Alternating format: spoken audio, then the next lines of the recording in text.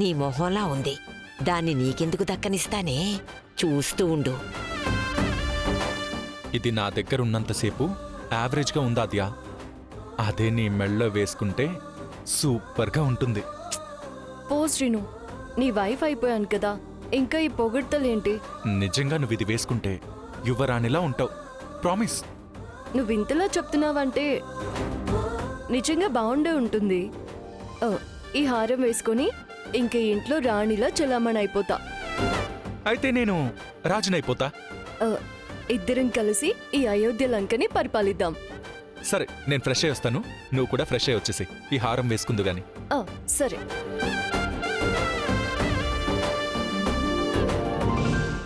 Wow,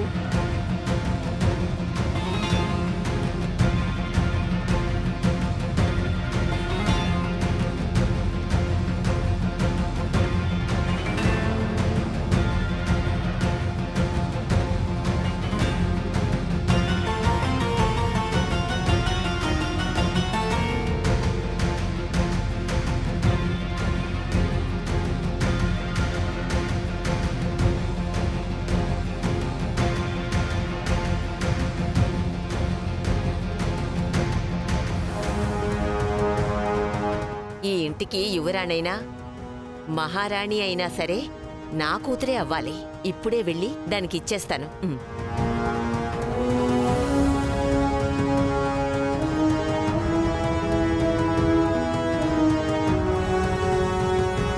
Parvati, Parvati, వినబడుతుంది, చెప్పమ్మా.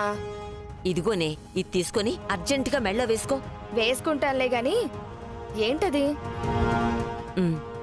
ఎవరిది పూసలహారం? ఆ సీనుగాడు వాడి పెళ్ళానికి తెచ్చి సర్ప్రైజ్ అని ఇచ్చాడు. వాళ్ళ కళ్ళు కప్పి నీకోసమని తెచ్చాను, వేసుకోవే. అయినా ఇప్పుడు టైం లేదులేమ్మా, వెళ్ళొచ్చిన తర్వాత వేసుకుంటాను. 2 క్షణాల్లో అయిపోయే పనికి ఏంటే నువ్వు? ఇది వేసుకుంటే ఎంత హుందాగా ఉంటావో తెలుసా? ఇంటి పెత్తనం చెలాయిస్తున్న దానివి. ఒంటి మీదుండే చీరగాని నగలుగాని ఎలా ఉండాలి? జనాల చూపంతా నీ మీదే ఉండాలి. అప్పుడు గాని దిష్టి తగిలి మంచాన పడ్ను, అంతేగా? ఎవడో ముష్టాడి దిష్టి గురించి ఆలోచిస్తావేంటే? నువ్వు రిచ్గా ఉన్నావా లేదా అదొకటే ఆలోచించు. వెళ్తూ వెళ్తూ వేసుకుంటానులేమ్మా, నువ్వులే. ఏంటో దీనికోసం తీసుకొస్తే ఏంటో అంటుంది.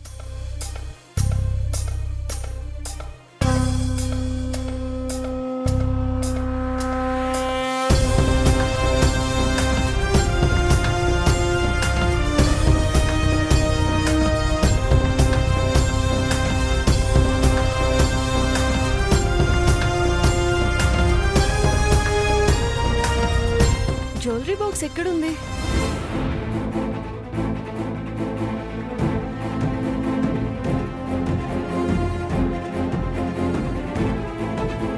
పిన్ని పిన్ని పిన్ని, ఈ హారం ఎక్కడిది?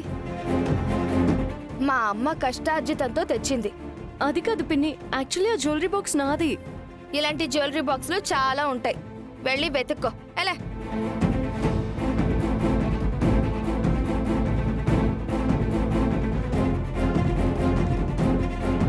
అలివేలు గారు, అది పిన్ని దగ్గరున్న ఆ హారం బాక్స్ ఎక్కడిది? అక్కడుంటే తీసుకున్నానులే. అదెలా?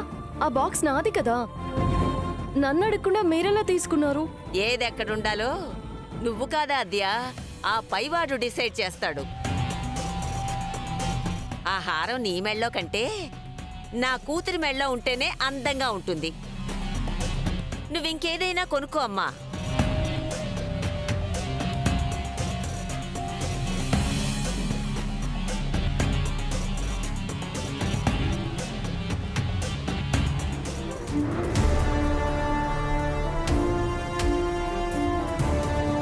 వదినా, వదినా, వదినా. ఏమ్మా, పోయినసారి వచ్చినప్పుడు చాలా గట్టిగా పిలిచారు, ఇప్పుడేంటి గొంతులోంచి సౌండే రావట్లేదు? నువ్వు ఊరుకో బాబు, నా బాధల్లో నేనుంటే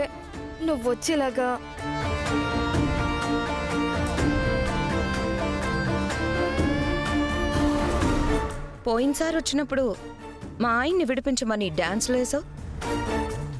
ఇప్పుడేంటి కాళ్ళు చేతులు వణుకుతున్నాయి? ఎవరూ లేని వాళ్ళకి ఆ దేవుడే దిక్కు అంటారు. ప్రస్తుతానికి నాకు నువ్వే దిక్కొదినా. నన్ను నువ్వే కాపాడాలి. దిక్కు మొక్కు అంటూ నాకు చెక్ పెట్టాలని చూస్తున్నావా? ఆ, అయ్యయ్యో, ఎంత మాట ఎంత మాట. ఆ, కోతి ముందు కుప్పి గంతులా. సరే చెప్పు, ఎందుకొచ్చావు?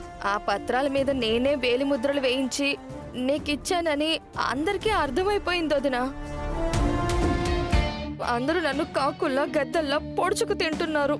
నిజం ఒప్పుకున్నావా మరి? ఒప్పుకుంటే చంపేస్తారు. కానీ ఆ రోజు నీ దగ్గరకొచ్చి ఇదంతా చేసింది నేనే, మా ఆయన్ని విడిపించు అని అడిగాను చూసావా? అప్పుడు మా జానకక్క చూసిందంట. ఇంటికి వెళ్ళగానే నన్ను నిలదీసింది. నేను కాదంటే కాదు అన్నాను.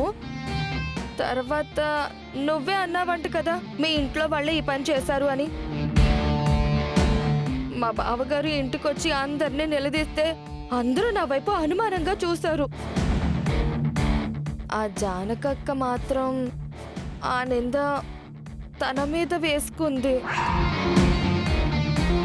కానీ అందరి చూపు నా మీదే ఉంది. ఆ అనుమానం కాస్త బలపడుతుందేమో అని భయంగా ఉంది. ఇప్పుడు వాళ్ళ దృష్టి మళ్లించడానికైనా నువ్వు ఆ ఇంటికొచ్చి అది చేసింది జానకక్క అని చెప్పాలోదినా. ఏం మాట్లాడుతున్నావు? నీ కళ్ళకు నేను సాక్ష్యాలు చెప్పే చిల్లర మనిషిలా కనిపిస్తున్నానా? హ్మ్. నేనేంటి, నా స్థాయి ఏంటి? వదినా వదినా, నువ్వంత కోప్పడుకోదినా. నాలాంటి దానికోసం నువ్వు అక్కడి దాకా రావాల్సిన అవసరం నీకు అస్సలు లేనే లేదు. కాకపోతే ఇంట్లో ఇప్పుడు నా పరిస్థితి అగమ్య గోచరంగా ఉంది. అడుగు తీసి అడుగు వెయ్యలేకపోతున్నాను. ఎవరిని ధైర్యంగా తలెత్తి చూడలేకపోతున్నాను. తప్పించుకుని తిరగలేకపోతున్నాను. ఒక్క 2 నిమిషాలు నీ స్థాయి పక్కన పెట్టి ఆడబిడ్డ నోరారా అడుగుతుంది అని నా కోసం వచ్చి ఆ మాట చెప్పొదినా. ఇగో నీకు పుణ్యం ఉంటుంది. నేను రాను, నాకు చాలా మీటింగ్స్ ఉన్నాయి. ఈరోజు ఆ మినిస్టర్తో మీటింగ్ ఏమైంది? అపాయింట్మెంట్ ఆఫ్టర్నూన్ కన్ఫర్మ్ అయింది మ్యామ్. కంపెనీ సీఈఓ మీటింగ్ కూడా అరేంజ్ చేశాయి. Okay ma'am. జపాన్ నుంచి మెటీరియల్ వచ్చిందా? కంటైనర్స్ వచ్చాయి మ్యామ్. ఫ్యాక్టరీకి తీసుకురావాలి. రే, ఆ పనులేవో చూడు. నేను చూసుకుంటాను మేడం. చూడు, నాది 1 నిమిషం విలువ ₹1 కోటి. నీకోసం నేను 2 నిమిషాలు మీ ఇంటి దాకా రావాలంటే 2 కోట్లు.